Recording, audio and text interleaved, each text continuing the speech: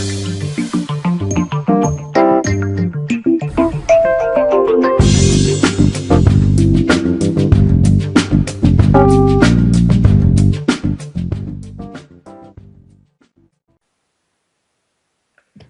and welcome everybody. This is Sam Shankland here to delve into part 9 of my series on Garry Kasparov. So, in this case, I'm going to talk really about the very end of Kasparov's career. He played a tournament Linares in 2005, and that was the tournament where he announced his official retirement from chess. He had dominated the world for 20 some years, but he experienced some frustrations politically with being unable to reunify the world championship. But he was still viewed as the real world champion, no matter who actually held the official title. That he had held for so many years beforehand, anyway. Now I was gonna show his last game ever against Topalov, but he ended up losing that game, which was kind of unfortunate. He still won the tournament. He had already clinched first at that point, but I figure his second to last game might be a little bit more entertaining for the viewers. So without further ado, here we go. He's playing the black pieces against Grandmaster Michael Adams, the strongest British player of all time, and one that Kasparov handpicked to possibly be his successor. So, e4 from Adams, and no surprise for Kasparov here, c5. He's no Berlin player like Kramnik. And we got to the Najdorf. So, as we've seen many times before, Kasparov sticks to his guns and plays the Najdorf, his favorite variation.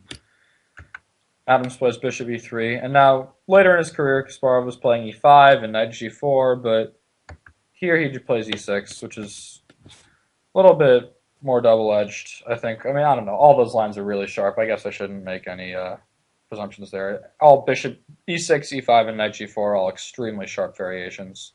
So, yeah, game continues. Bishop e2.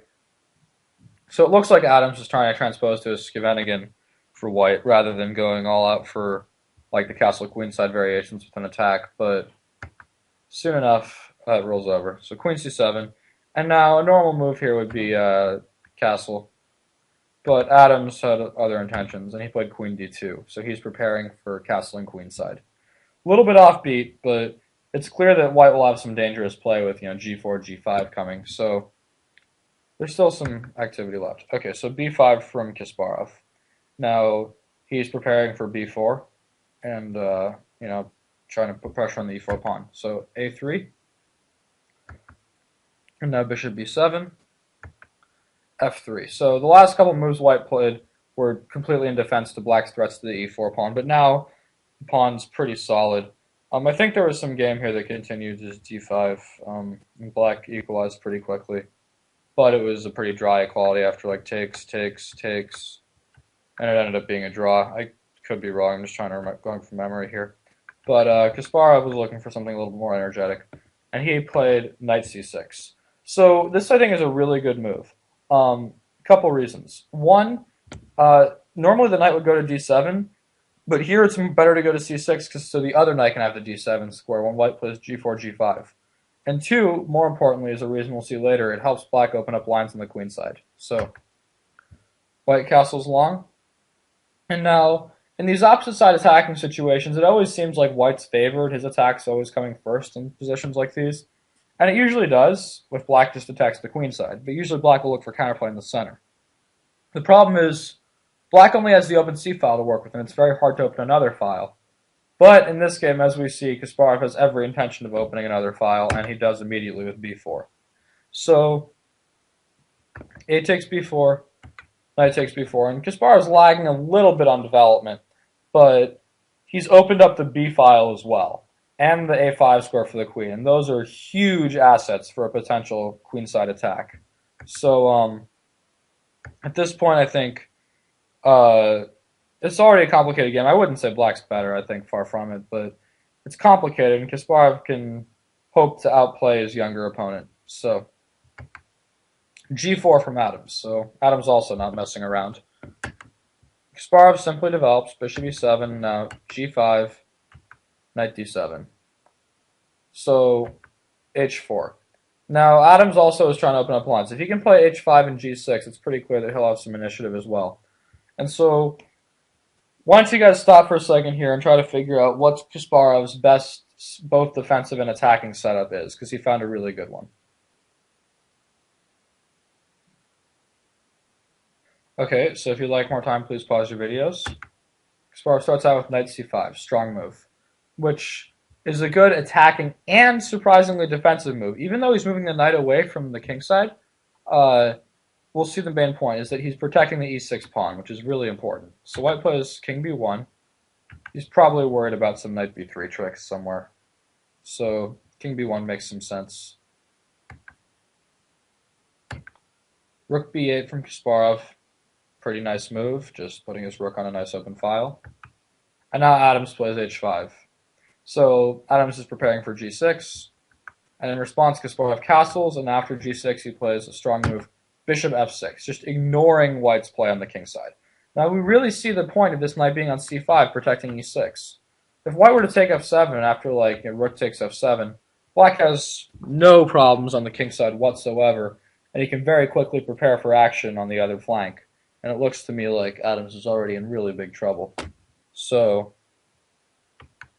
that was the main point of getting the knight to c5 first. So instead white played rook dg1, and black just very simple bishop back to a8. And if we stop here for a second and think about ways for each side to attack, I'm trying to ponder a way for white to open a line here to generate some play. I'm really having a hard time. For black, on the other hand, I'm seeing very clear play along the b file. So, for example, one common motif in these positions would be to play h6 for white, sacrificing a pawn to try to open up the position further. And for example, if black were to keep a really solid structure intact with hg6, after takes, and bishop h6, it's abundantly clear white has fair counterplay with trading bishops, queen h6 check, just clear play. But I think Kasparov has a strong idea of playing f takes g6 instead, and after h takes g7 to play rook f7. And he'll capture with the rook on g7 next move, and I don't think white will have any way to do anything serious on the king side. In fact, black already also wins a pawn there. So white doesn't really have anything good. So going back, it's really a difficult situation for Adams already. Oddly enough, the computer thinks he's better, but the computer is, well, it's been known to be stupid every now and then. So I'm really at a loss to suggest something. I think this opening system was maybe not the best. He kind of tried to mix two variations, and in a variation where you castle kingside, opening the queenside isn't a problem, but he did the same thing while castling queenside, and now it's hard to see what to do. So just to demonstrate the power of black's attack, I'm just going to play a useless move for white, say rook g2. And now there's a lot of ways for black to continue his attack here, but I think probably the best is queen a5. And black's just preparing to play a move like knight to a4 with devastating effect, or even bishop takes e4. And suppose white were to just, I don't know, I'm just making stupid moves for white. After knight a4 with threats of knight takes c3, queen a2 check, rook fc8, black's attack is roaring ahead at full speed, while you definitely cannot say the same of white's. So, and I'm trying to figure out a way to open up a line for white, but I really just can't do it. So, in the game, white played bishop g5, and this is an interesting try, trying to remove black's key defender. If black were to just go ahead as if nothing happened after takes, queen h6, suddenly white would be winning. But unfortunately for Adams, Kasparov is not a 1400 player. He found a really strong move, bishop e5, which avoids the exchange of bishops, because his bishop on this diagonal is both a really good attacking and defensive piece. So one might say, well, what if Adams plays f4 now, running the bishop out of squares? So there's a really nice idea for black here, so I'll give you guys a second to see if you can find it.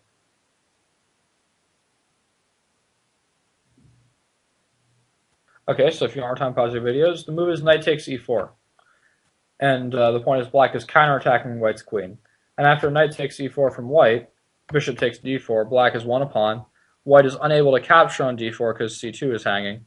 So this position is completely winning for black because his attack is just roaring ahead at full speed. Bishop takes e4 is the most critical threat, so let's say white defends it. And black can like bishop takes b2, and white's king just gets blasted apart. So this is a really nice little trick to play knight takes e4, which opens up the line to the c2 pawn, and then take on d4. And it would leave Kasparov with a completely winning position. So Adams correctly avoided f4, but it's also very hard to do much else. So the game continues. G takes h7, king takes h7, and now knight b3. So Adams is hoping to close down the b file. For example, if knight takes b3 and queen a5, after bishop c4, white has some hopes for survival because it's not easy for black to open up any more lines, and the b file is basically locked down. But Kasparov had something else in mind. He found a really nice tactical idea here, so I'll give you guys a second to see if you can find it. Basically, from this point on, Kasparov calculated out to the end of the game, which is not too far away.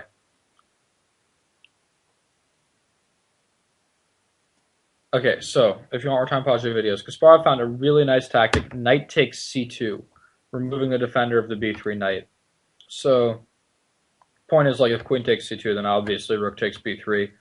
Black has won a pawn, but more importantly, he's just blasted white's queen side apart. Bishop takes c3 is a threat, rook fb8 is coming next. White's chances of survival in this position are probably somewhere in the negative range. Was in lower than 0. So that would be really bad.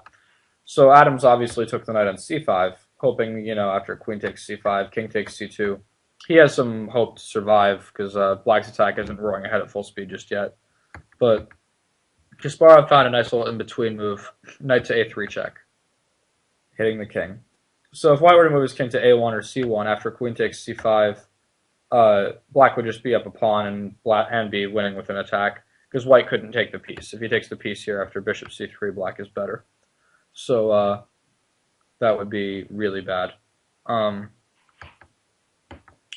any case, white played king a2, which makes the most sense, and now takes. White still can't take on a3 because of something taking c3 with devastating effect. But he can play this little move knight to a4 with the idea to counterattack black's queen. And so wherever the black queen goes, white can say, okay, king takes a3, and black still has a really strong initiative, but white at least has something to suffer for. He has an extra piece. But Kasparov found a really evil move here. I remember I thought when I was watching this game live, that was back when I wasn't rated so high, I was thinking queen c2 in this position, which is a good move and forces a much better endgame for black.